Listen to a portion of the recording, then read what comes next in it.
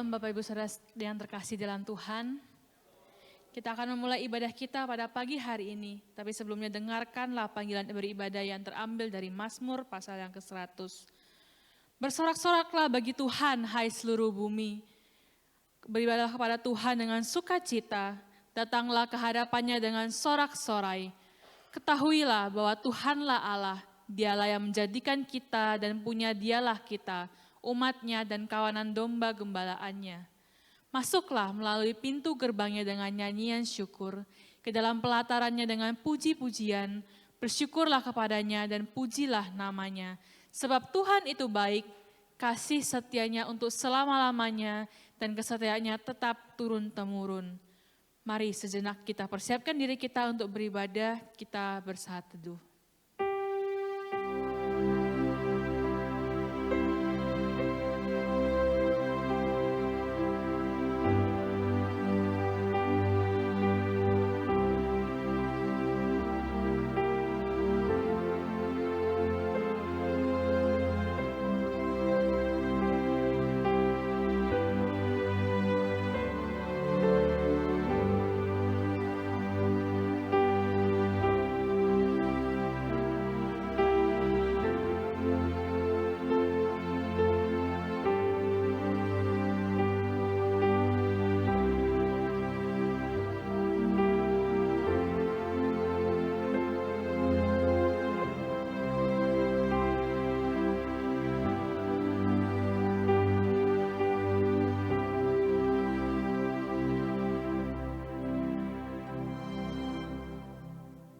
Ibadah pagi hari ini kita mulai dengan pengakuan bahwa pertolongan kita datangnya dari Allah yang menciptakan langit, bumi, serta segala isinya.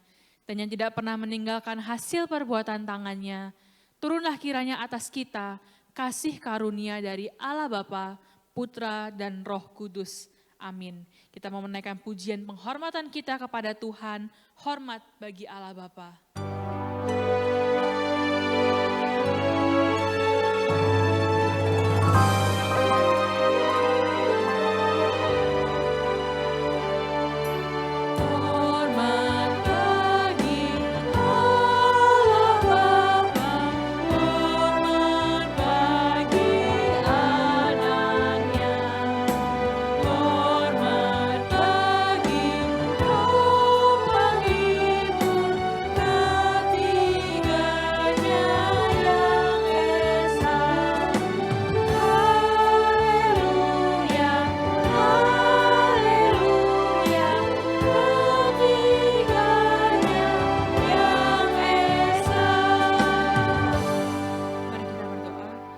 Sungguh kami mengucap syukur Tuhan di pagi hari ini Kau boleh antarkan kami Tuhan ke rumah-Mu tempat ini. Kami boleh bersama-sama dengan saudara seiman kami Tuhan, dengan teman-teman kami untuk beribadah di hadapan-Mu. Tuhan, siapkan hati kami Tuhan untuk mendengarkan firman-Mu dan juga untuk memuji dan memuliakan nama-Mu. Dan di kesempatan kali ini juga kami ingin datang mengakui setiap dosa dan kesalahan kami. Tolong ampuni kami Tuhan untuk setiap kelemahan-kelemahan kami Tuhan yang membuat kami jauh daripada-Mu. Untuk setiap kesalahan kami yang kami lakukan mungkin sengaja di hadapan-Mu Tuhan yang mendukakan hati-Mu. Tuhan, di hari ini kami datang menaikkan pengakuan kami Tuhan, meminta pengampunan daripada-Mu. Dan kami juga menaikkan ucapan syukur kami dan terima kasih Tuhan untuk pengampunan-Mu Tuhan yang selalu ada, selalu baru bagi kami tiap hari. Terima kasih Tuhan, kami naikkan doa kami. Di dalam nama Tuhan Yesus kami berdoa, amin. Jemaat silakan duduk kembali. Ya Bapak Ibu Saudara sekalian, sebuah anugerah yang luar biasa bagi kita. Ketika semua dari kita boleh melangkahkan kaki kita melangkahi tahun yang baru, tahun 2026 ini. Dan semua anugerah yang kita terima adalah karena Tuhan kita akui adalah Tuhan yang baik dan penuh kuasa. Dialah Tuhan yang layak untuk dipuji dan disembah. Karena itu kita mau menaikkan pujian kita, pengagungan kita kepada Tuhan. Kita naikkan lagu layak dipuji disembah.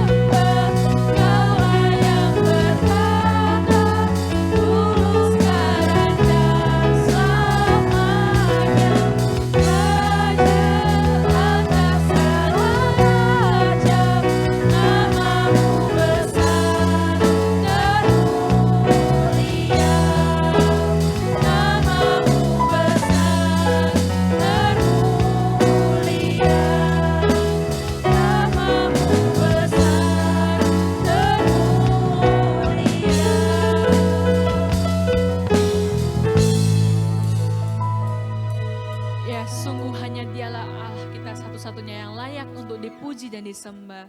Dan kita mau terus mengakui dalam puji-pujian kita bahwa seluruh hidup kita yang kita lewati hingga saat ini adalah bukti dari anugerah Tuhan yang tak terbatas.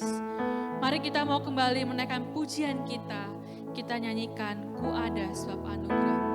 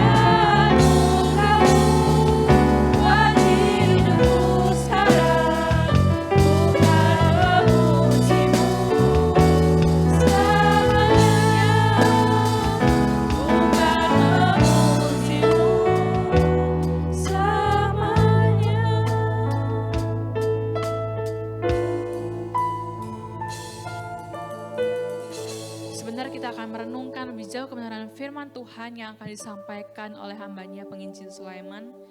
Tetapi sebelumnya mari kita persiapkan hati kita. Kita mengakui di depan Tuhan bahwa kita perlu Tuhan. Bukan hanya di saat-saat tertentu saja, tetapi di setiap waktu, termasuk saat ini ketika firman-Nya akan disampaikan. Mari kita menaikkan pujian dari KPPK 30:21. Tuhan, aku perlu setiap waktu.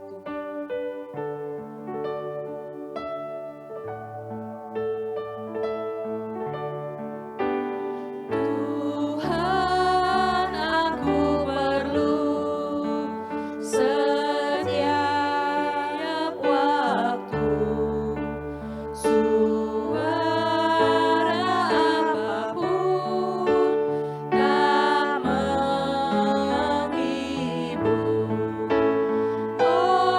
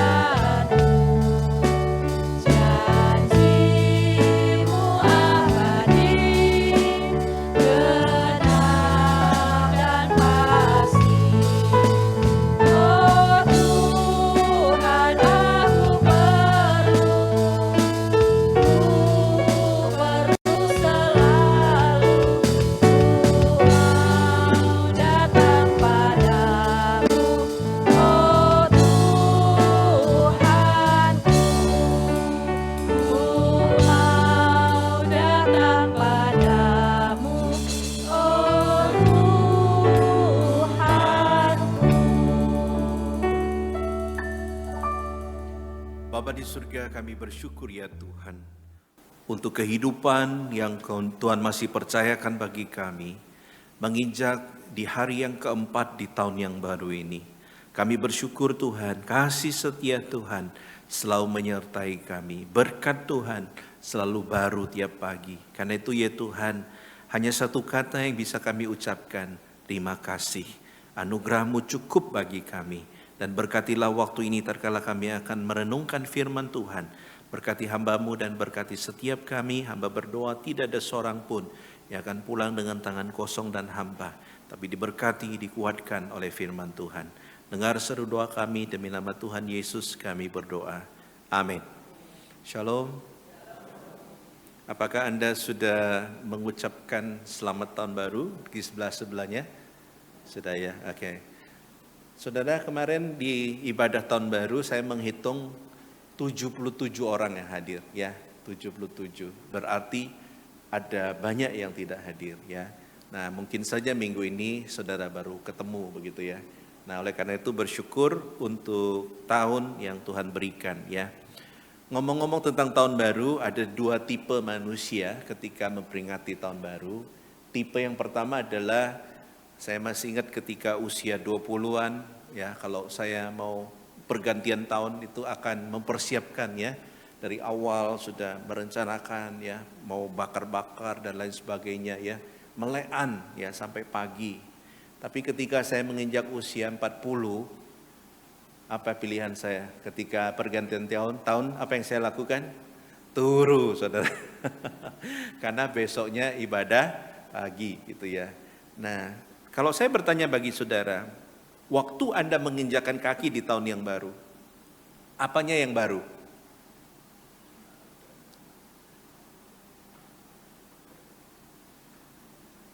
Saya ini bertanya, ojo ngguyu, ketika Anda masuk di tahun yang baru, apanya yang baru?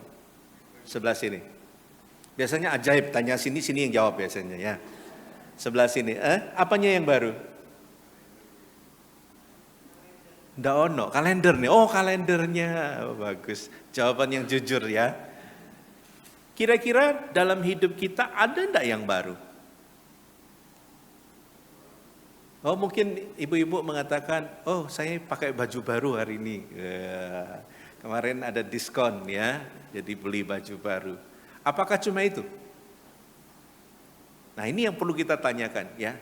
Kenapa? Karena di minggu pertama, di minggu hari keempat di tahun ini, kalau kita tidak bisa menjawab ini, maka kita akan soro menghadapi 361 hari ke depan.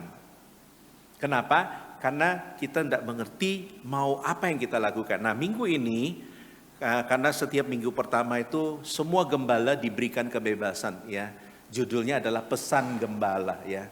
Nah, dalam pergumulan saya doa sama Tuhan, Tuhan kasih aku firman. Tuhan berbicara apa yang saya mau sampaikan kepada domba-domba. Dan Tuhan menggerakkan saya untuk membaca hanya satu ayat yang akan kita baca pada pagi ini. Dalam Efesus pasal yang ke-6, mari kita buka.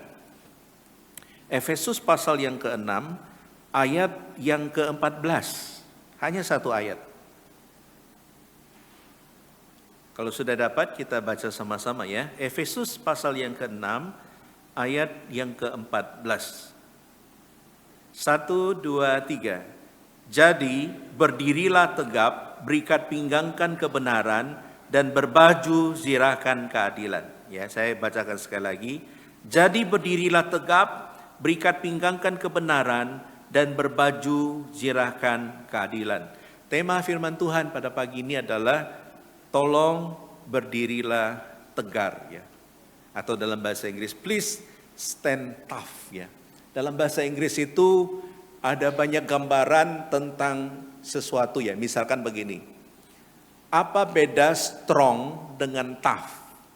Ya, strong itu artinya mungkin saudara bisa menjadi orang yang kemudian mempunyai kekuatan fisik, tapi Anda belum tentu tough. Tough itu artinya apa? Saudara itu tegar, saudara itu setelah melewati banyak masalah, saudara tetap bisa muncul begitu ya. Itu namanya tegar. Nah, kira-kira saudara lebih susah jadi strong man atau tough man? Tough man. Ya, orang yang saya pernah lihat iklan mobil ya, Hilux tahu ya, Toyota Hilux itu terkenal mobil yang luar biasa. Itu mobil dibanting dari lantai 10, dilindas, kemudian dimasukin macam-macam ya, di lumpur dan lain sebagainya. Itu sudah pesok-pesok, di start masih bisa jalan. Ya, nah ini Toyota tidak bayar saya, jadi bukan promosi ini ya. Tapi dikatakan itu adalah mobil yang bandel sekali ya. Nah saudara yang kasih Tuhan, tapi ada mobil di Indonesia yang jangankan ditabrakkan gitu ya, didorong saja sudah pesok saudara ya. Artinya bahwa ada macam-macam gitu ya kekuatannya. Nah saya mau ibaratkan bahwa demikian juga orang Kristen. Dari luar mungkin kelihatan bahwa sama, tapi kekuatannya itu beda-beda. Ya, itulah kenapa tema firman Tuhan ini diangkat ya. Tapi saya akan mulai dengan apa yang terjadi sekitar kita ya. Sampai hari ini ketika firman Tuhan diberitakan, masih ada orang di luar sana yang sedang bergumul dengan bencana alam. Bahkan ketika kita akan merayakan Natal tanggal 25, tanggal 23, 24 saya diinfokan daerah barat itu terjadi badai angin yang luar biasa, bahkan pohon itu tumbang. Dan ada yang concern gitu ya, gimana Pak tanggal 25? Saya bilang pokoknya kita berdoa minta anugerah Tuhan. Saya mau tanya yang hadir tanggal 25, hujan apa enggak? Dikit kan hujan. Cuaca bagus apa enggak? Bagus. Puji Tuhan, ada ribuan orang hadir ya. Itu karena anugerah Tuhan. Nah saudara yang kasih Tuhan, artinya apa saudara? Kita tidak bisa menghalangi bencana alam. Kemudian apa yang terjadi tahun ini? Nah, diprediksikan ekonomi 2026 tetap ya, artinya tekanan global masih berlanjut. Jadi ada yang mengatakan bahwa tahun ini bahkan bisa lebih parah, begitu ya. Itulah kenapa saudara kadangkala kita masuk tahun baru pun kita kurang semangat begitu ya. Dan bukan itu saja, sekarang ada namanya Cortex ya. Saudara, tahun ini kita diwajibkan untuk mendaftarkan ya untuk pajak. Kenapa? Karena kalau saudara mendaftarkan, saudara baru bisa mengurus SPT. Kalau tidak mendaftar di Cortex, Anda tidak akan bisa mendaftar. Nah, tapi sisi lainnya adalah dengan Anda mendaftar, maka semua data diri dan kekayaan saudara itu akan nampak. Jadi setiap kali Anda transaksi dan lain sebagainya, ketahuan. Jadi bisa lihat, oh misalkan Pak Chrysostom kekayaannya 5 triliun misalkan. Amin kan Pak ya. Ketika dia akan beli apartemen itu muncul dan lain sebagainya. Artinya tidak ada yang akan luput. Itu berita buruknya ya. Nah saudara, tapi biasanya kalau polisi itu pintar, maling lebih pintar. Ada amin? Nah saudara yang kasih oleh Tuhan, ini yang kita hadapi. Dan bukan itu saja, paling baru dikatakan sekarang ini ya, ini sedang terjadi. Makanya kan ada yang datang pakai masker kan. Nah, ada yang tanya, Pak Aman kok enggak pakai masker? Saya bilang kalau saya pakai masker saya sungkan ya. Makanya saya enggak pakai masker. Tapi dikatakan Jawa Timur adalah salah satu kota terbanyak yang menderita super flu. Ya, bahkan mungkin ada yang datang dengan flu-flu. Ah itu tanda-tanda itu ya. Nah saudara yang kasih oleh Tuhan, ini membuat kita takut, ini membuat kita gentar bukan? Ya, masalah-masalah ini beruntun, tidak mari-mari begitu ya. Sehingga saudara ada yang mengatakan begini, apakah benar Indonesia gelap? Saya mau katakan tergantung, ya. Kita melihat sesuatu itu tergantung, tapi dari perspektif Alkitab, apakah Indonesia gelap? Tidak. Ya. Kalau orang perspektifnya gelap, maka gelaplah semuanya. Ya, saya ambil contoh misalkan ya. Kalau kita pakai kacamata yang berwarna, maka kita akan melihat segala sesuatu itu berwarna begitu ya. Itu berarti kita harus melihat dari perspektif dari mana kita melihat. Nah, itulah kenapa pada pagi ini saya akan mengajak saudara melihat dari perspektif Efesus pasal yang ke-6 ayat 14 ya. Di situ dikatakan, jadi berdirilah tegap, berikat pinggangkan kebenaran, dan berbaju zirahkan keadilan. Ayat ini ditulis oleh Rasul Paulus ketika menghadapi jemaat Efesus yang sedang berada dalam pergumulan. Dan pergumulan yang dihadapi adalah mereka diserang bolak-balik oleh apa yang diajarkan oleh dunia. Salah satunya adalah mengenai filosofi yang mengajarkan bahwa kehidupan manusia itu tergantung pada dirinya. Nah, saudara yang kasih oleh Tuhan, itulah kenapa banyak orang mengatakan, aku bisa kaya karena aku kerja, aku bisa berhasil karena aku berusaha, aku bisa sukses karena aku rajin. Itu filosofi yang diajarkan oleh dunia, ya. Tapi banyak orang lupa bahwa ketika orang bekerja, ada satu sumber yang memberikan berkat itu. Kalau dalam ajaran kekristenan namanya adalah Tuhan. Anda boleh kerja mati-matian, Anda boleh luangkan waktu kerja mati-matian. Tapi kalau keran surgawi itu tidak dibuka, maka sampai kapanpun engkau tidak akan mendapatkan. Ada amin? Engkau boleh banting tulang, makanya yang menemukan istilah banting tulang ini saya puji ya. Bagus sekali istilah ini, karena Anda waktu pulang rumah banting tulang, kan tulangnya sakit-sakit toh, betul enggak? Pulang kerja itu loh ya. Jadi seperti dibanting-banting gitu ya. Artinya bahwa apa? Ingin menggambarkan hidup ini susah. Untuk mendapatkan makanan itu susah. Untuk mendapatkan hidup yang layak itu susah. Itulah kenapa saudara dalam tantangan yang demikian, lalu timbul pertanyaan, loh Pak gimana tahun ini? Apa yang kita harus persiapkan? Fokus ayat 14. Di ayat 14 ini dikatakan, berikat pinggangkan kebenaran dan berbaju sirahkan keadilan. Ini berbicara mengenai apa? Bahwa Paulus ingin mengatakan, engkau boleh diserang oleh dunia, dunia bisa mempengaruhi imanmu, tapi kalau kamu punya dua hal ini, maka kamu akan aman-aman saja. Yang pertama adalah dikatakan apa? Berikat pinggangkan kebenaran. Banyak orang waktu baca ini dan berpikir, ini kan Paulus menggunakan istilah militer ya. Kalau saudara gambarkan itu, dia pakai pakaian militer begitu ya. Nah, yang menarik adalah dikatakan bahwa tidak goyah ya.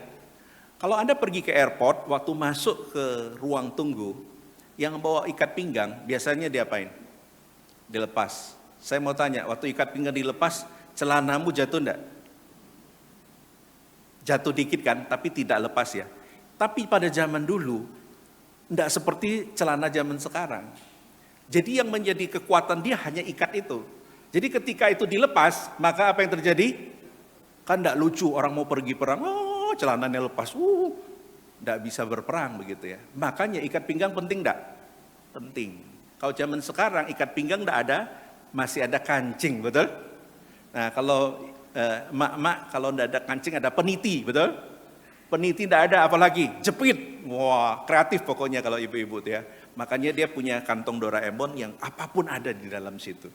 Ya. Nah, saudara yang kasih oleh Tuhan, itulah kenapa di sini dikatakan engkau harus jangan goyah menghadapi semua godaan-godaan dunia, tantangan-tantangan dunia. Hendaklah engkau berdiri teguh. Dan kata yang dipakai di sini bukan hanya berdiri teguh, tapi tegap. Tegap itu kayak apa sih? Kalau Anda sekarang dengar khotbah kan ada yang begini, ada yang begini, ada yang mulai miring gini, lama-lama miring gini. Nah, itu tidur itu ya. Kalau tegap artinya begini. Ini adalah sebuah simbol bahwa kalau orang dulu ya, kalau dia itu dalam peperangan, dia selalu akan membusungkan dada dengan lawannya.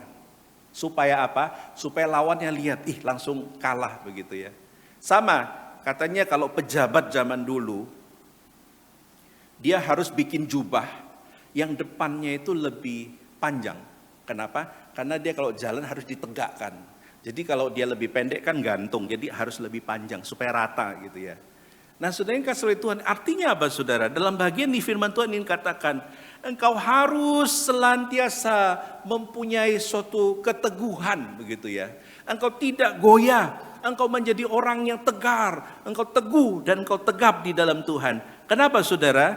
Karena di sini dikatakan bahwa kata tegar itu sendiri digambarkan seperti orang yang kuat ya.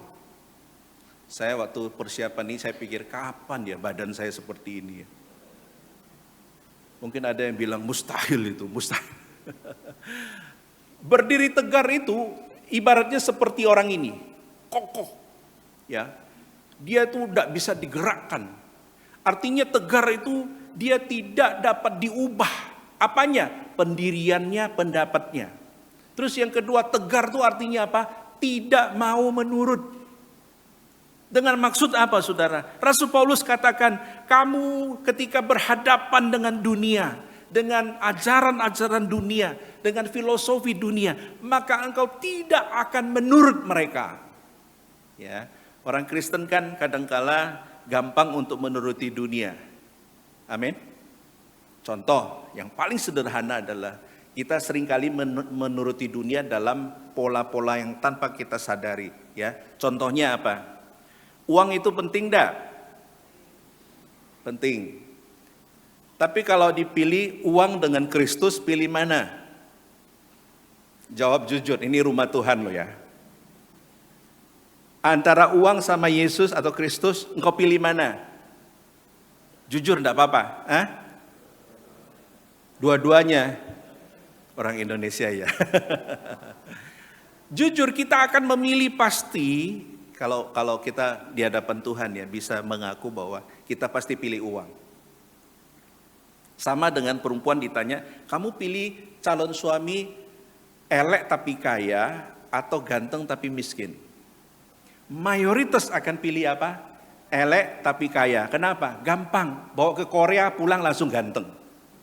Ya, artinya apa saudara? Seringkali filosofi dunia itu masuk ke dalam diri kita sehingga apa? Makanya tidak heran, ya para mertua kalau pilih menantu pasti pilih yang Yujian. Ada amin? Oh enggak tadi sini? Enggak. Ditanya, apa pekerjaanmu? Pengangguran Nai. Oh puji Tuhan. Terus kamu enggak kerja? Iya. Terus gimana kamu punya uang? Ya jurusku cuma gini, wajib. Artinya apa? Minta, ya kan sama orang tua. Mungkin saudara mengatakan, oh bagus lanjutkan. Tidak mungkin. Saudara langsung ngomong ke anakmu, ojo, tinggalin. Ini tidak ada harapan ini. Meo Jian, Meo Siwang. Ya, tidak ada harapan. Jadi artinya apa saudara? Filosofi ini masuk. Dan itu wajar karena kita tinggal di dunia. Tapi firman Tuhan katakan, hati-hati. Engkau harus berdiri teguh. Kenapa? Jangan sampai ajaran-ajaran itu merusak pikiranmu, merusak segala konsepmu. Salah satunya adalah sekarang tren yang lagi beredar adalah apa? Hari Natal, harinya untuk liburan. Ini tren yang terjadi. Waktu tanggal 25, kabur semua liburan. Ini tren yang terjadi di gereja-gereja besar. Pokoknya mau Natal, pokoknya caw semua.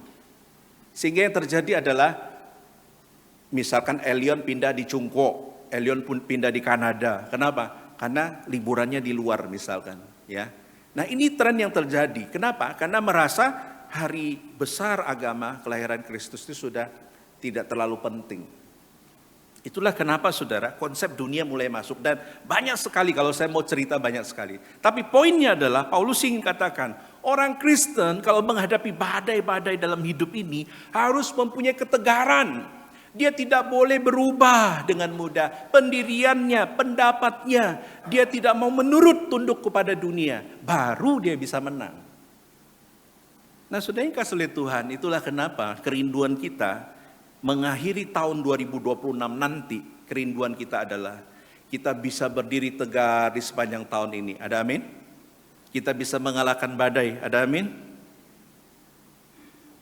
Kita bisa menghadapi semua itu. Kenapa? Karena kita punya iman itu. Saya senang gambar ini saudara ya. Ada seorang berdiri di situ, di depannya ada badai yang dahsyat. Dan itu mengerikan. Saya mau gambarkan tahun ini kita tidak tahu apa yang terjadi ke depan. Tapi kita punya Tuhan yang akan selalu menuntun kita. Itulah iman kita.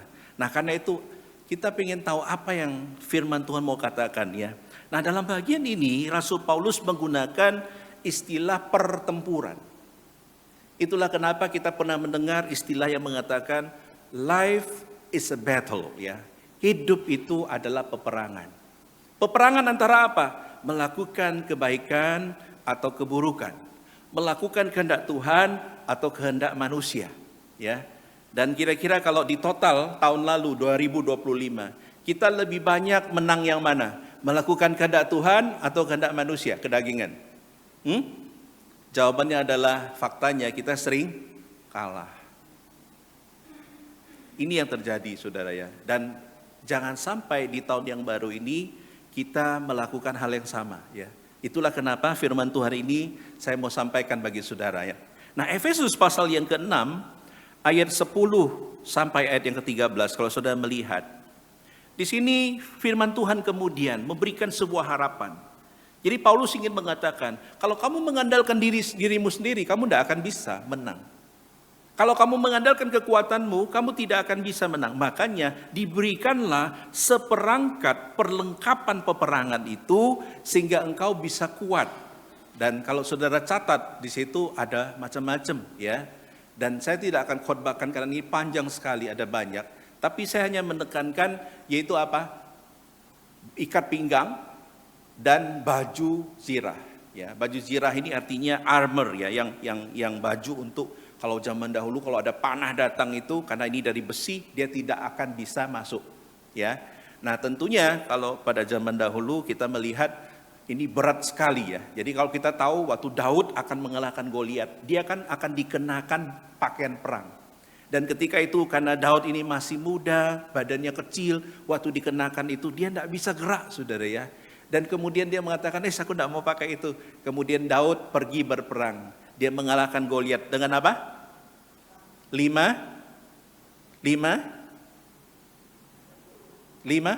batu ya. Nah saudara yang kasih oleh Tuhan kemudian dia menang. Nah poin saya adalah saudara, dalam dua bagian ini saya ingin menekankan betapa pentingnya ikat pinggang kebenaran dengan baju zirah ini ya. Nah tapi ingat, meskipun kita menggunakan ini, kekuatan kita sumbernya adalah dari Tuhan. Jadi jangan kita menjadi lupa bahwa kekuatan yang sesungguhnya adalah berasal dari Tuhan ya. Nah, timbul pertanyaan, bagaimanakah kita bisa berdiri tegar dalam iman ya, khususnya di tahun ini? Di dalam bagian ini dikatakan apa saudara? Jadi berdirilah tegap, berikat pinggangkan kebenaran.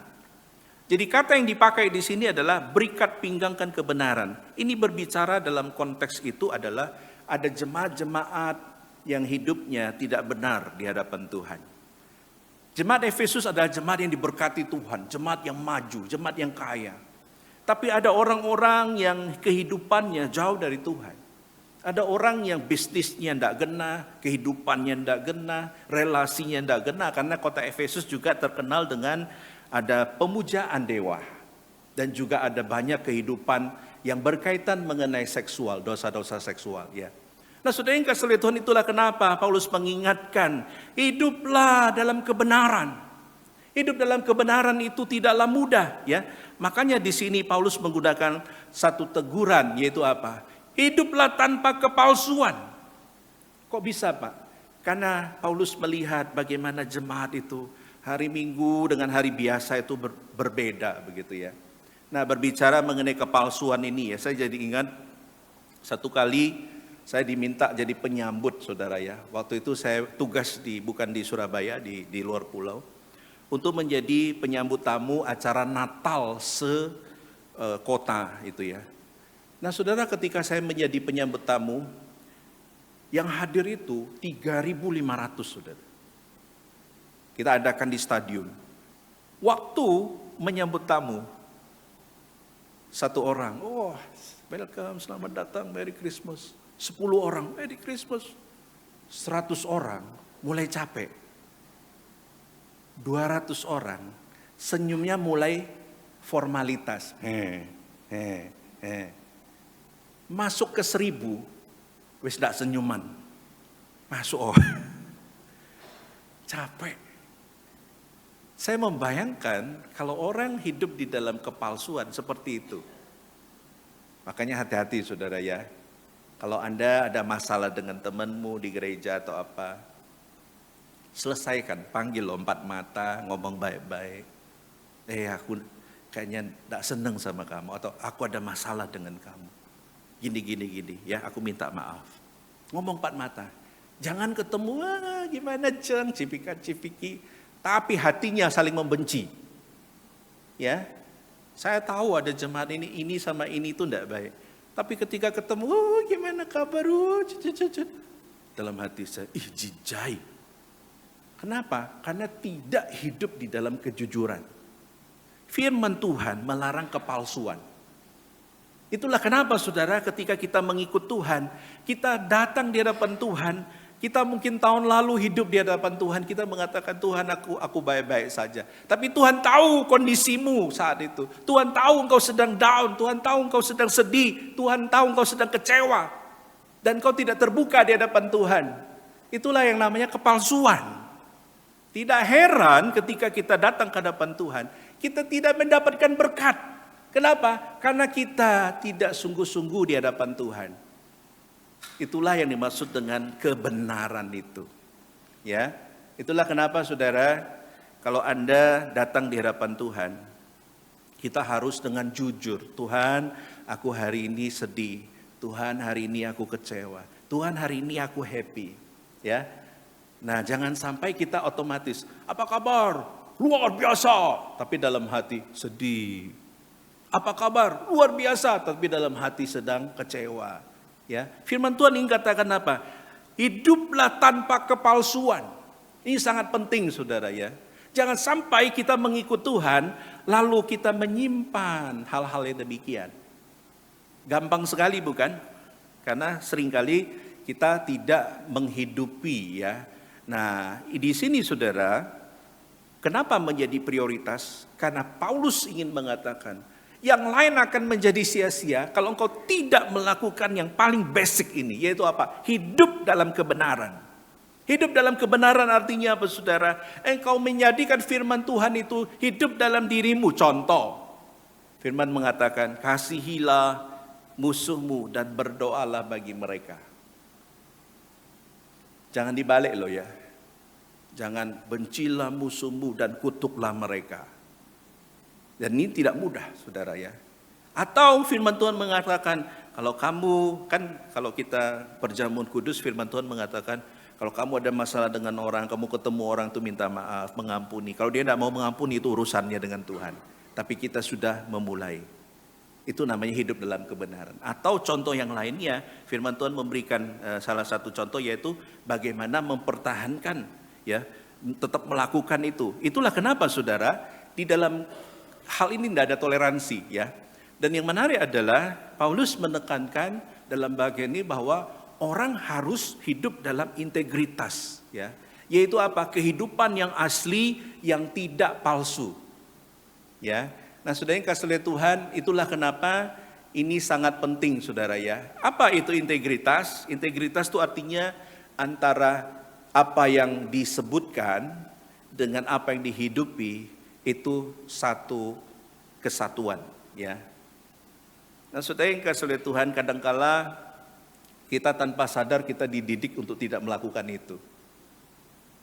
Dari kecil kita sudah dididik, kalau kamu ke rumah orang, kalau ditanya sudah makan belum, kita selalu ngomong apa?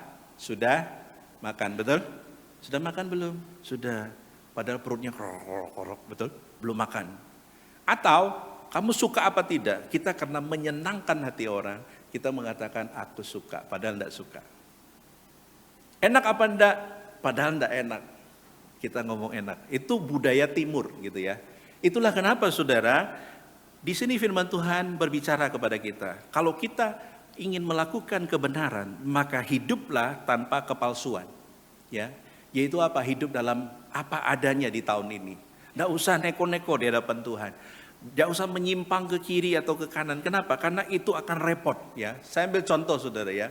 Kalau kita berbicara mengenai hidup dalam kepalsuan ini, banyak kali kita menemukan kan. Saya sekali dalam pengalaman pelayanan saya banyak menemukan ya. Misalkan ada orang yang dulu ya, waktu saya pertama melayani, banyak kali pengusaha itu titip kepada saya, Pak, kalau ada anak pemuda yang mau kerja, kenalkan ke saya. Ketika saya pelayanan 5 tahun, masih banyak ya yang minta. Setelah 10 tahun, mulai jarang yang minta. Saya tanya, loh kok enggak minta lagi? Dia bilang, podo ae Pak, Kristen enggak, Kristen podo ae. Lalu dia cerita, saya baru dilarikan uang saya. Saya bilang, loh apa yang terjadi? Dia bilang ada karyawan saya itu minggu pelayanan, pokoknya rohani sekali. Yang namanya pelayanan itu dia rajin sekali. Bahkan katanya kalau mobilnya itu ada stiker-stiker rohani. Kalau di telepon itu suara nada tunggunya, Tuhan menyinari engkau dengan wajahnya dan memberi engkau kasih karunia. Ucapan berkat loh. Dia bilang pertama dia pinjam uang 150 juta. Dibayar 75. Pinjam lagi 300 juta. Dibayar meskipun agak lama. Terakhir pinjam 500 juta. Kabur. Lalu dia bilang, sejak itu saya bilang, saya tidak mau pakai Kristen-Kristenan. Podoai. Kalau ada orang mau kerja, ngaku-ngaku Kristen, tak siram air panas katanya. Saking dia jengkel. Artinya apa saudara? Ini harusnya menjadi berita yang memalukan bukan? Seolah-olah kekristenan itu sudah hampir sama dengan orang dunia. Itulah kenapa dalam bagian ini Paulus mengingatkan orang percaya harus mempunyai integritas. Suami terhadap istri. Nah, ini paling penting ya. Menurut survei Indonesia adalah negara yang paling banyak perselingkuhan. Ya, di Indonesia. Tidak heran kita lihat di TikTok suami ketangkap, istri ketangkap. Di Indonesia paling banyak, ya. Nah, oleh karena itu saudara, seringkali kita harus belajar dengan pasangan kita juga menjadi apa adanya. Jangan ada banyak kepalsuan. Ya. Nah, ini dimulai dari rumah tangga. Itulah kenapa saudara, hidup yang genuine ini sangat penting ya. Nah, saudara tadi di KU1 saya sudah sharingkan, ini saya pernah ceritakan ke saudara ya. Tapi saya mau ceritakan babak selanjutnya. Kalau dulu saya men-sharingkan ada yang pengusaha yang saya kenal yang kemudian ditipu oleh istrinya ya. Dan dia adalah seorang pengusaha berlian yang sukses saudara ya. Secara garis besar dia punya pasangan hidup dari negara China, kemudian ditipu ya. Dan yang menarik adalah waktu penipuan itu lucu sekali saudara ya. Jadi sang pria ini sedang pergi ke Hong Kong untuk ngambil barang. Waktu itulah sang wanita ini kemudian menduplikat semua kunci yang dipunyai suaminya, lalu membuka semua berangkas surat-surat dan lain sebagainya. Dan yang menarik adalah waktu sang pria ini sedang tiba ya di Juanda dan wanita ini sedang keluar dari Juanda menuju ke China gitu ya. Nah, ketika itu masih sempat SMS-an ya. Sayang, gimana kabarmu? Jangan lupa makan.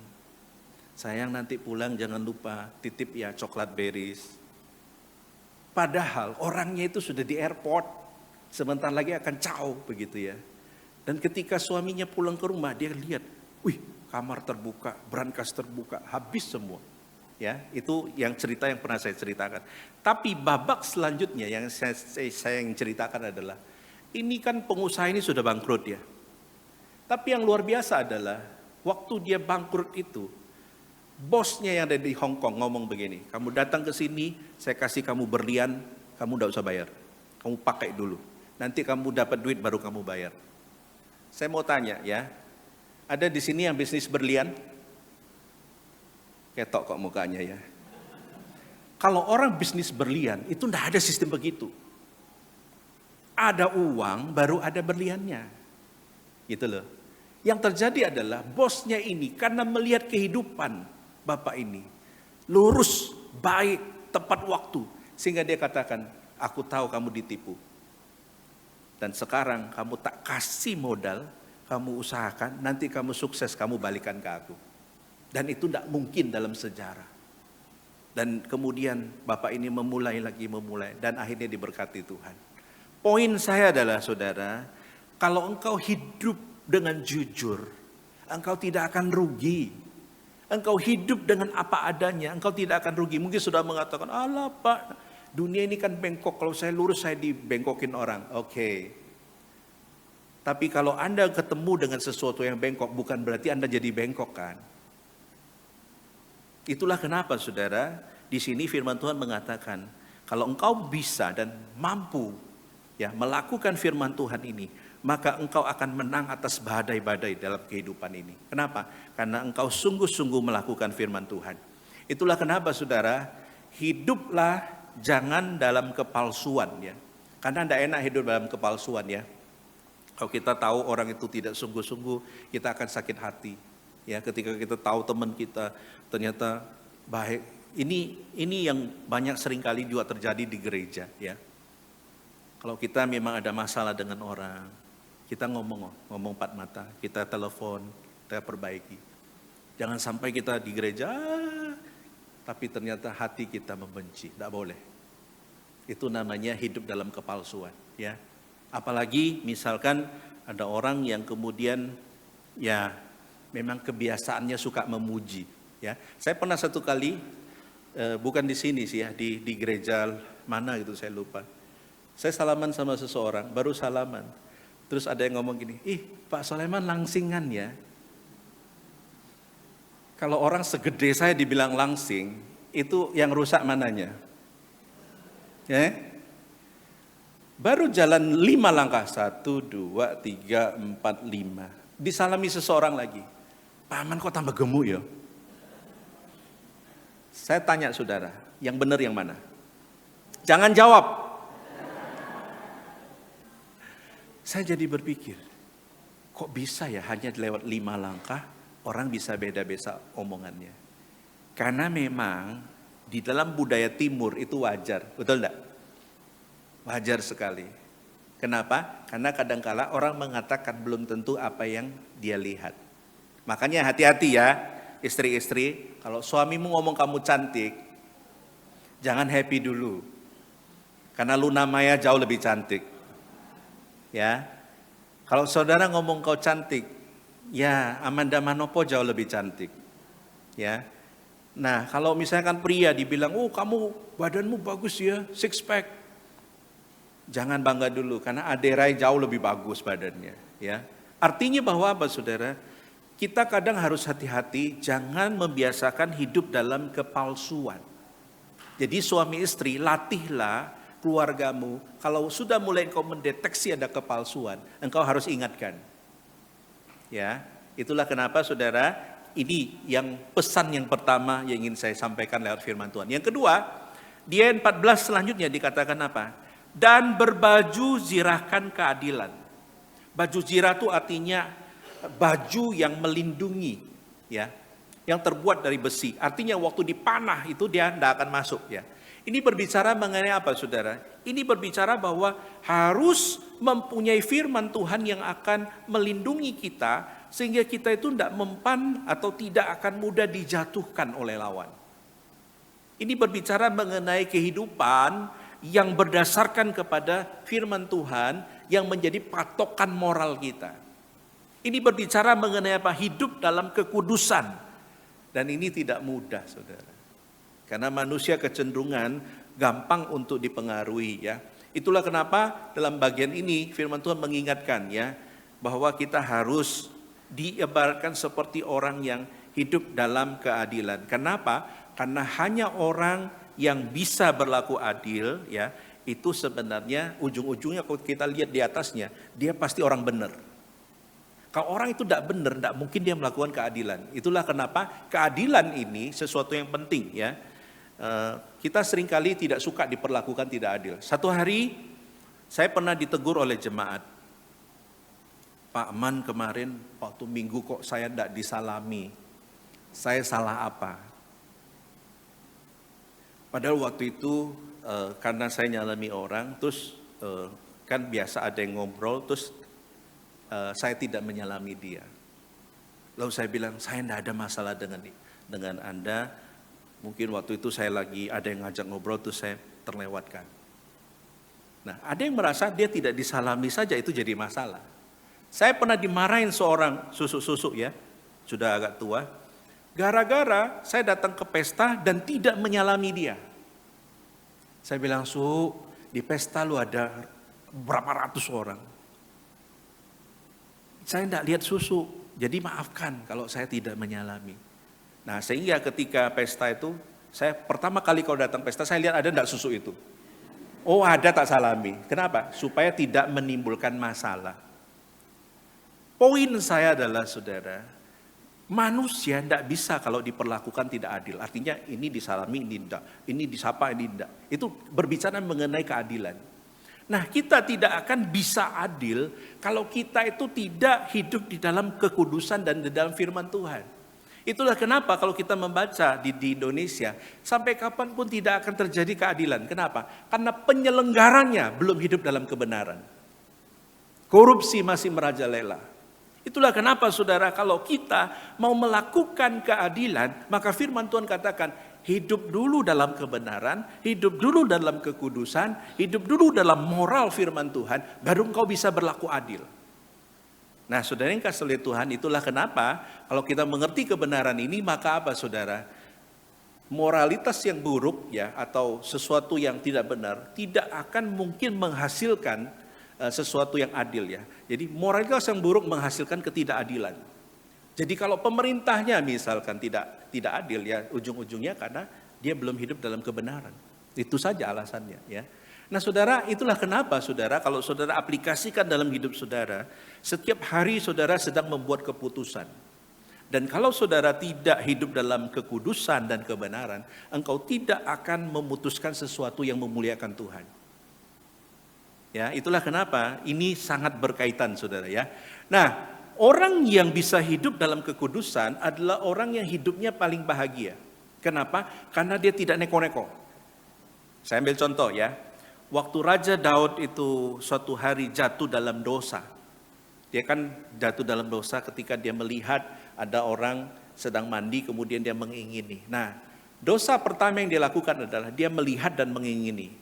Lalu muncul dosa yang kedua, dia mengatur strategi bagaimana supaya suaminya dibunuh. Ya. Kemudian ada yang namanya dosa lainnya begitu ya. Poin saya adalah saudara, kalau sudah melakukan ketidakbenaran, saudara akan menutup ketidakbenaran itu dengan dosa-dosa lainnya. Itulah kenapa firman Tuhan ingatkan, jangan demikian. Jadi orang Kristen jangan neko-neko. Nah kadang waktu kita banyak untuk nutup yang neko-neko ini loh. Ya, itulah kenapa saudara yang kasih oleh Tuhan, di tahun yang baru saya mengajak saudara, mari kita hidup sesuai firman Tuhan. Mari kita belajar hidup dalam kekudusan, meskipun dunia mengajarkan tidak kudus. Meskipun tidak mudah. Melakukan kebenaran itu tidak mudah ya. Saya sudah bulan keempat ya, melakukan intermittent fasting ya. Dan sekarang sudah turun ya kira-kira 4 kilo lah ya, 4 kiloan. Terus ada yang ngomong begini, kok cuma 4 kilo? Pak Aman intermittent fasting kok masih lemu. Itu kata menusuk sekali itu ya. Dia enggak tahu saya kelaparan tiap hari. Dia enggak tahu saya menahan itu, lihat makanan itu kayak apa. Betul? Saya mau ilustrasikan seperti itu. Waktu kita lakukan kebenaran, orang mengatakan, kamu orang Kristen kok begitu? Kamu sering ke gereja kok begitu? Dalam hati kita, aku ini sudah berusaha, aku mau melakukan kebenaran, mau dihargai gitu loh. Nah miripnya seperti itu. Tapi saudara, itu tidak membuat kita putus asa. Dengan orang ngomong, Pak Aman kok masih lemu, apakah saya berhenti IF? Enggak yo, tak buktikan aku bisa 6 pack. Meskipun istri saya bilang, impossible ya. Karena memang saya itu modelnya 1 pack gitu ya. Jadi bukan 6 pack.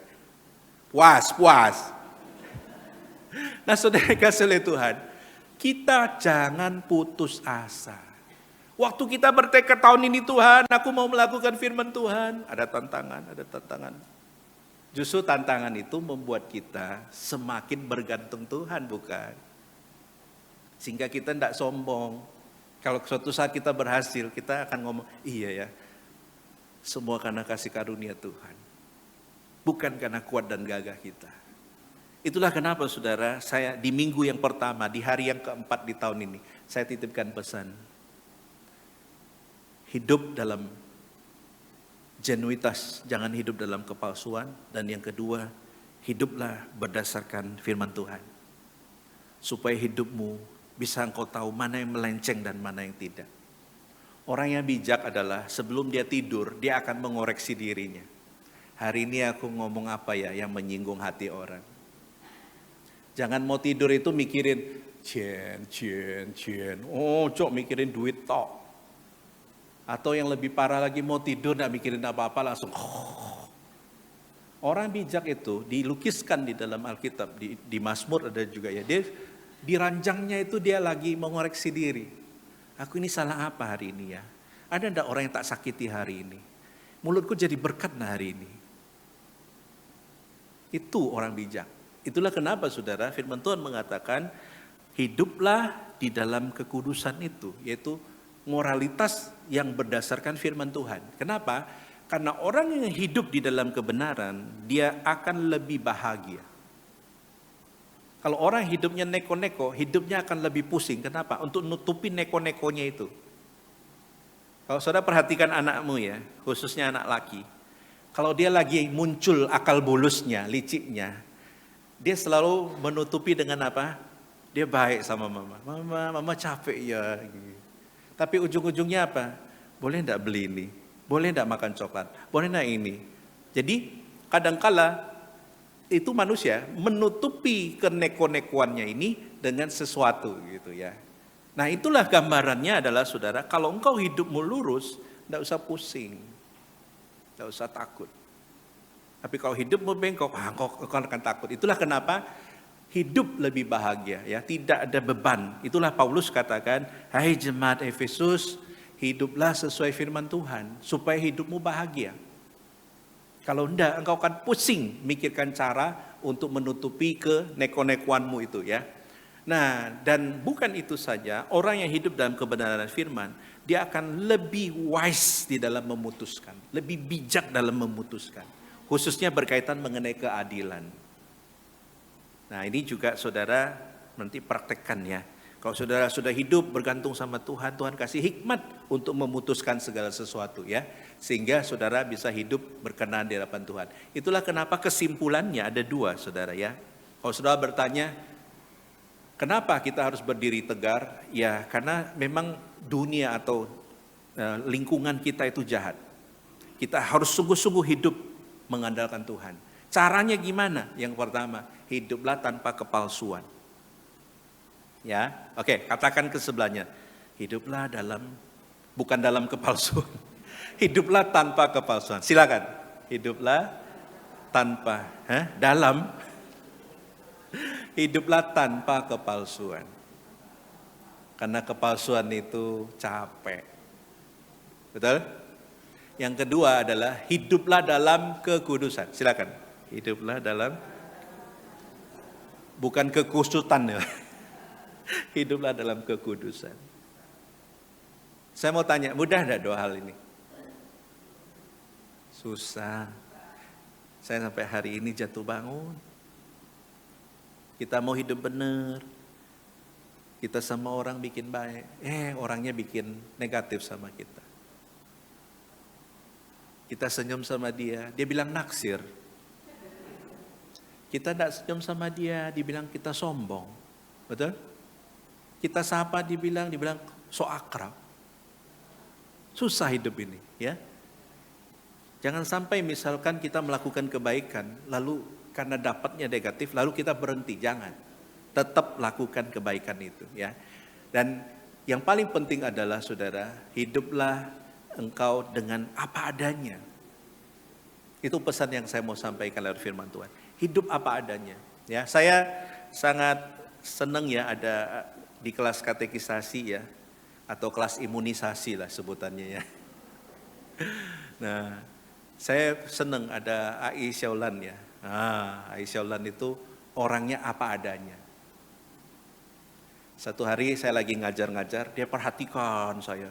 Saya pikir kenapa dia? Dia bilang, kalau Bapak enggak capek ya Bapak katanya. Dia bilang, Bapak enggak capek. Biasa kalau lemu gini capek katanya. Lalu Bu Handoko bilang, hush. Saya bersyukur, jemaat saya ternyata sangat jujur begitu ya. Cuma dalam hati saya juga jujur. pingin tak gitu ya, gitu ya. Tapi ini orang tua kan tidak mungkin ya kan. Nah, poin saya cerita ini adalah saya bilang AI tetaplah jadi dirimu. Dia bilang, Pak, saya tidak bisa ngomong sing ini, saya ngomong apa adanya. Saya bilang, bagus, jadilah dirimu. Ya, tapi juga harus jaga, jangan sampai menyinggung perasaan orang.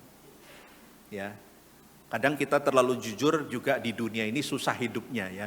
Tapi itulah harga yang harus kita bayar. Contoh, ada yang bikin kue, suruh coba. Enak enggak? Wah, enggak enak. Wah, orangnya yang bikin di situ misalkan. Nah, itu kan tersinggung kadang. Itulah kenapa saudara kita harus be wise.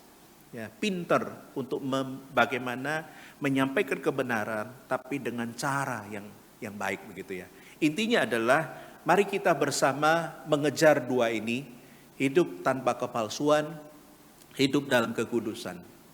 Biarlah di akhir tahun nanti kita bisa bersyukur kepada Tuhan. Tuhan, sia-sia.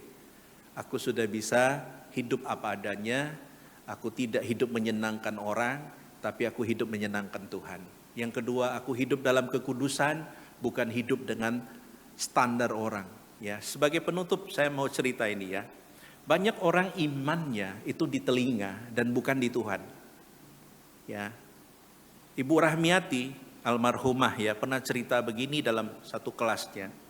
Dia bilang ada seorang bapak sama anak. Itu kisahnya pada zaman dahulu, dia pergi ke pasar untuk membeli seekor keledai. Lalu pergilah bapak dan anak ini pergi dan membeli seekor keledai. Waktu dibawa pulang karena antusias gitu ya, papanya mendudukkan anaknya di atas keledai itu. Lalu membawa dan lewat banyak orang, di depan banyak orang. Orang ngomong, ini bapak, ini anak kurang ajar. Papanya disuruh jalan, anaknya duduk-duduk. Lalu kemudian papanya dengar gitu ndak enak. Terus anaknya disuruh turun, papanya yang naik. Lewat lagi depan orang, ada ndak yang ngomong? Ada. Dibilang apa? Kebalikannya. Ya. Ini papanya tidak berperi kemanusiaan. Masa anak sekecil itu suruh nuntun? Terus papanya pusing. Ya sudah. Akhirnya dia dua-dua jalan, keledainya ditarik. Orang ngomong enggak? Ngomong. Indah anak, enggak papa nih, maaf ya, goblok. Beli itu kan harusnya dinaiki, kok dituntun. Dia pusing. Gimana nak, perjalanan ke rumah masih jauh ini. Sedangkan banyak orang ngomong. Tahu apa yang terjadi selanjutnya? Kemudian dibilang, anakku kita naik dua-dua. Hanya keledai itu dinaiki papa dan anak. Orang ngomong enggak? Ngomong. Ini memang papa dan anak tidak berperi kebinatangan. Masa keledai sekecil itu dinaiki dua orang? Waduh. Terus papanya rundingan sama anak. Ya apa baiknya anakku ya. Ya sudah kamu tunggu di sini. Papanya masuk ke hutan. Terus dia ambil kayu. Lalu kemudian keledainya diikat kakinya. Terus dibilang, anakku kamu pikul sana, aku pikul sini. Keledainya dipikul. Jalan-jalan. Terus lewat depan orang. Orang ngomong enggak? Ngomong. Oh orang gila. Beli keledai kok dipikul. Terus Bu Rahmiati ngomong gini. Itulah contoh orang yang imannya di mana? Telinga. Anda ikut Tuhan, dengar orang, oh kamu gini-gini, berubah.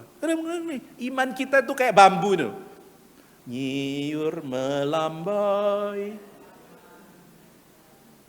Hati-hati, ikut Tuhan harus tetap tegar. Tidak mengikuti, dan itu tidak mudah. Waktu saya pertama intermittent fasting, waktu saya lapar-laparnya lihat makanan ini, pengen tak terkam aja saudara ya. Sama dengan kita ketika kita ngerem untuk tidak melakukan dosa.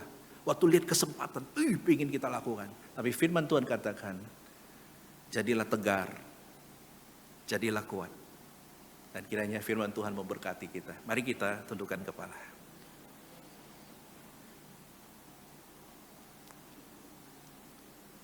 Bapak Ibu Saudara yang kasih oleh Tuhan,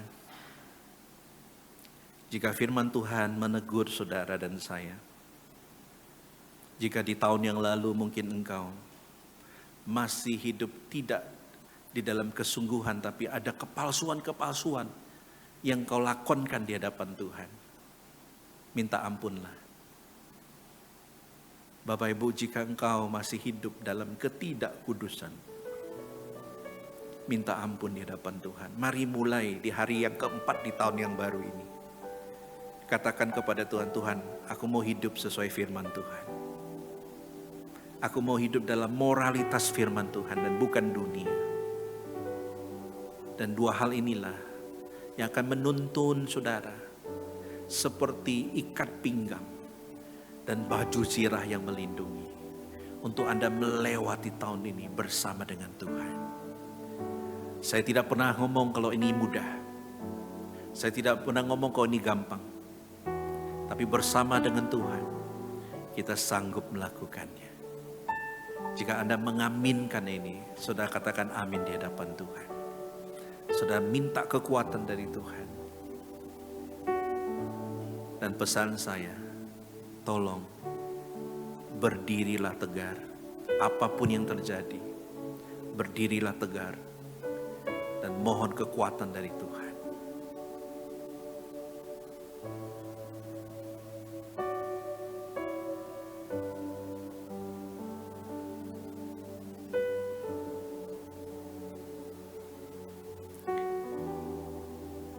Bapa di surga, kami menyadari betapa berdosanya kami. Seringkali ya Tuhan, kami tidak menjadi diri kami. Iman kami hanya untuk menyenangkan hati orang lain. Ampuni kami Tuhan. Tolong kami untuk hidup dalam kekudusan-Mu. Dengan standar moralmu berdasarkan firman Tuhan.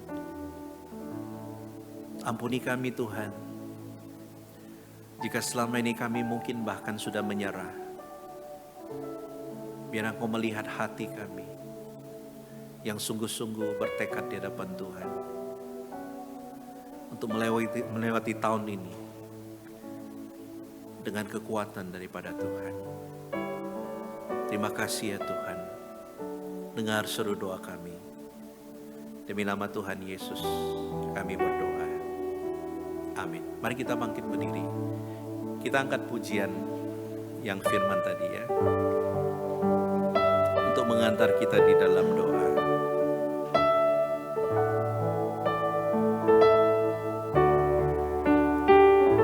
Tuhan, aku perlu setiap waktu suara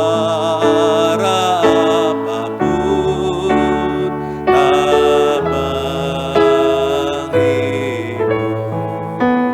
Oh Tuhan, aku perlu selalu ku mau datang padamu. Oh Tuhan, saya minta yang putri saja.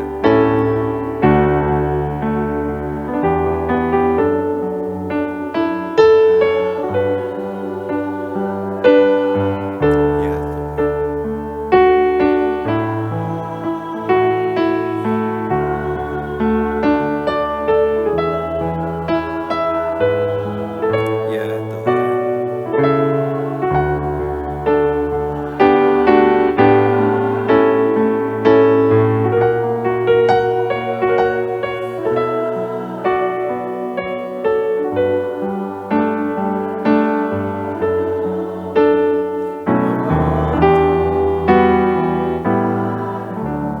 Bapak Ibu yang dikasihi oleh Tuhan, mari kita menaikkan syafaat kita.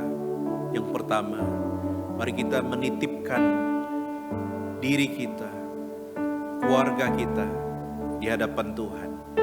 Di minggu yang pertama ini, kita sebut nama keluarga kita, kita sebut nama anak kita, kita sebut nama cucu kita, dan keluarga kita. Kita mau titipkan di bawah kaki Tuhan, supaya Tuhan melindungi mereka, memberkati mereka, dan menjaga mereka sepanjang tahun ini. Karena itu mari kita mendoakan, kita buka suara, kita berdoa bersama-sama. Bapa di surga yang kami sembah dalam nama Tuhan Yesus, kami serahkan untuk semua anak-anak hamba-Mu, untuk Shelby, Sharon, juga istri hamba-Mu ke dalam tangan Tuhan, juga untuk Mami ke dalam tangan Tuhan, juga untuk Mama. Tuhan memberkati ya Bapa dalam kesehatan mereka, jauhkan dari segala mara bahaya, jauhkan dari segala bencana, jauhkan dari segala hal yang jahat. Tuhan memproteksi mereka dengan malaikat-Mu, menjauhkan dari segala hal-hal yang buruk, sakit penyakit, hamba patahkan di dalam nama Tuhan. Dan Kau memberkati ya Bapa, berikan mereka hari depan yang penuh harapan, berikan mereka hal-hal baik, berkat-berkat baik yang Kau akan sediakan buat mereka.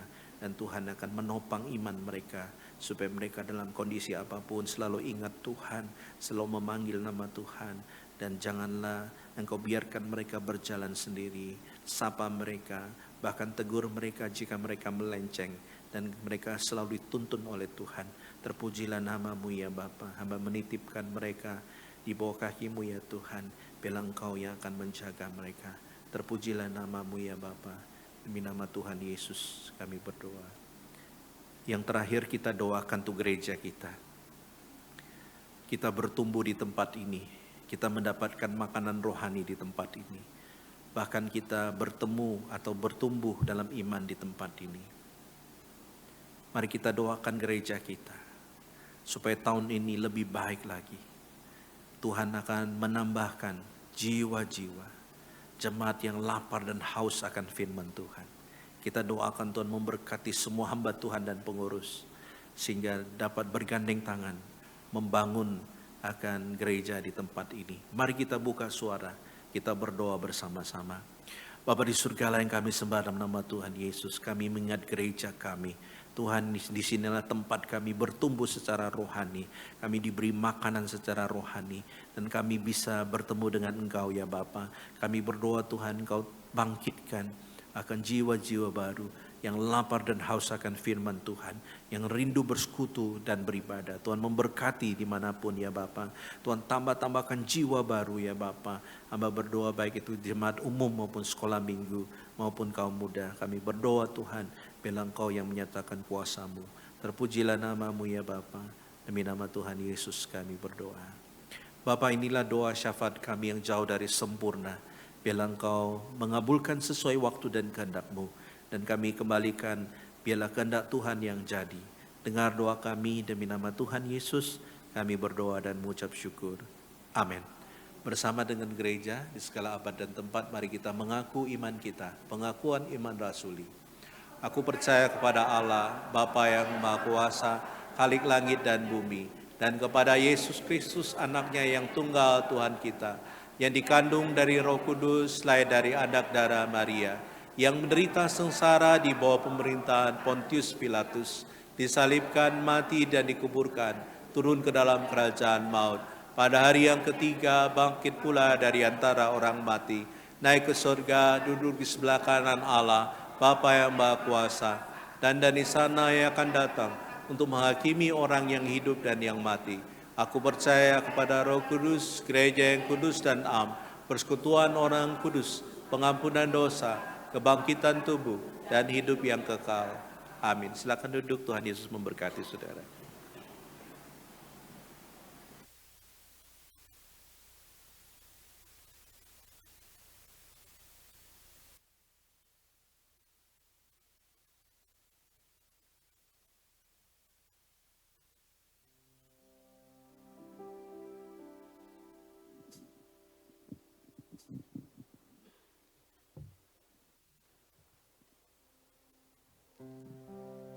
Ya, kita bersyukur untuk firman Tuhan yang boleh kita sama-sama dengar dan renungkan.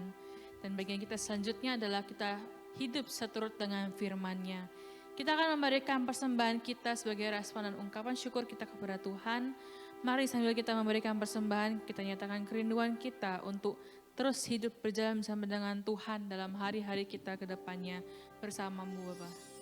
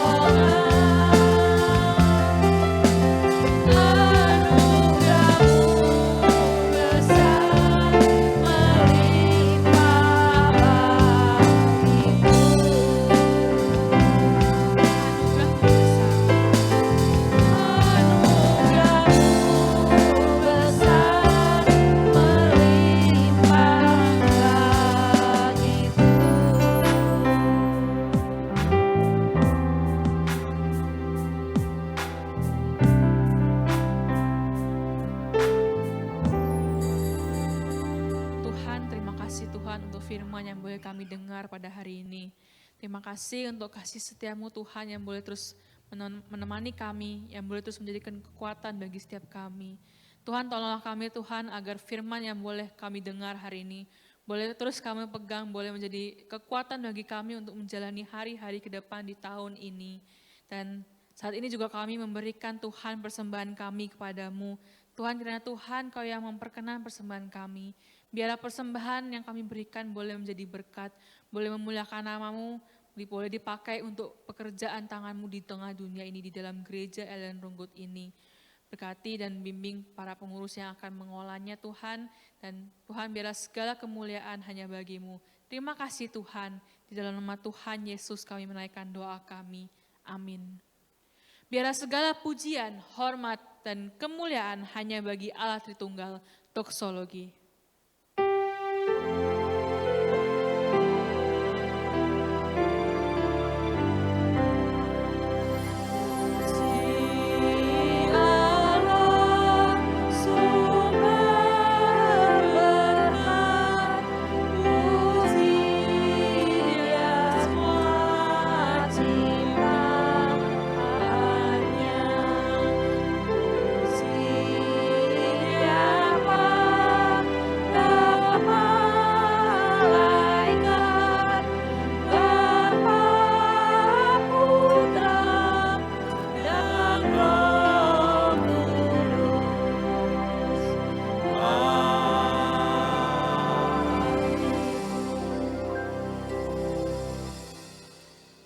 Jemaat yang dikasihi oleh Tuhan, sebelum kau pulang, ingatlah bahwa Allah tidak akan pernah meninggalkan hidupmu sepanjang tahun ini. Bahwa Allah akan memberkati hidupmu sepanjang tahun ini. Dan ketahuilah bahwa Tuhan akan selalu menuntun hidupmu. Karena itu arahkanlah hatimu kepada Tuhan dan terimalah berkat daripadanya. Kiranya kasih karunia daripada Allah Bapa, kekuatan dan penopangan dari Tuhan kita Yesus Kristus, penghiburan dari Allah Roh Kudus, kiranya menyertai kehidupan saudara sekalian, mulai saat ini sampai selama-lamanya. Amin.